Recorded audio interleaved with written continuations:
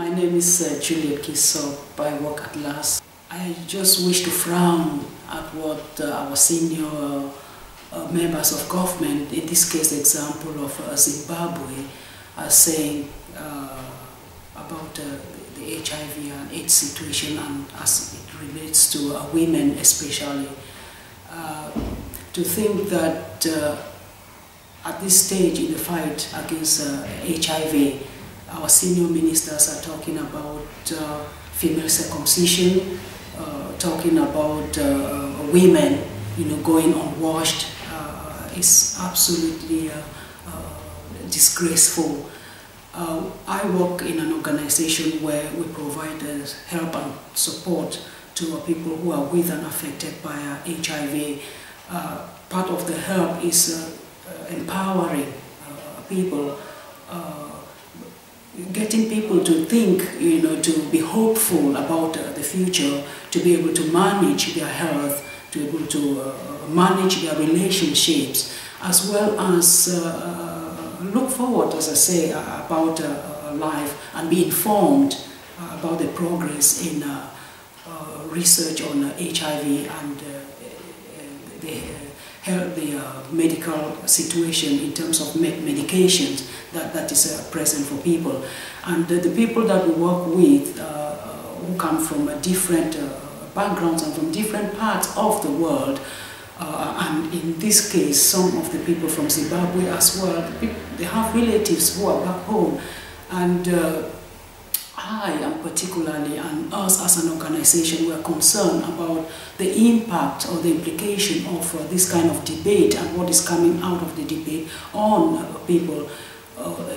who are already empowered, if they are going back home, to know that they are not wanted.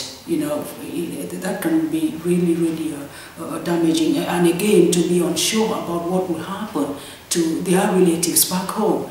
Because we're talking about women being unwashed, circumcision, all those are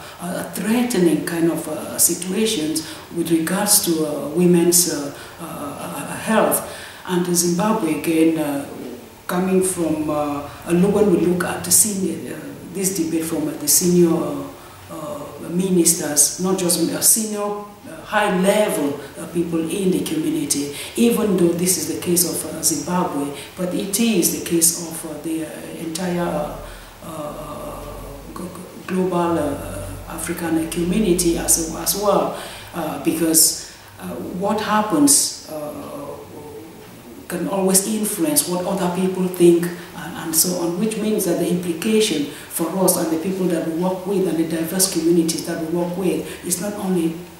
limited to the people from the diaspora from Zimbabwe, but it has to do with all of us, because again HIV is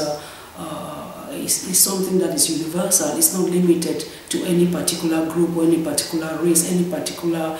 continent. It's everyone's business, and at this stage the blame factor or the blame culture has not actually helped in mitigating HIV. What is helping is people working together as one person, as one community, to address this situation. And I think at this level, that is what senior members of our different governments, of our different communities should be looking at, how to work together as one person to see how we can actually bring an end to this illness that has devastated millions of lives, and again to reduce the gender disparity in accessing healthcare or in addressing HIV as a whole, because pointing on women or on single women or married women or the different things that need to happen to women means that women are being scapegoated with regards to the spread of HIV, and it doesn't actually help the situation. My plea to senior officials, not only in Africa, but I think all over the world, is that they need to be informed about the progress in HIV treatment, HIV research in the area of HIV. They should need to be informed properly, so that when they can come out to talk with regards to what is happening, they actually have the facts in hand, because all the things that have been highlighted, there's no indication that any of these can actually help. There's no proof that a female circumcision, we know the devastating effect of a female circumcision on women, we know what that has done. You know, and then to come up with something like a female circumcision, women being unwashed, it goes back to women and hygiene issues.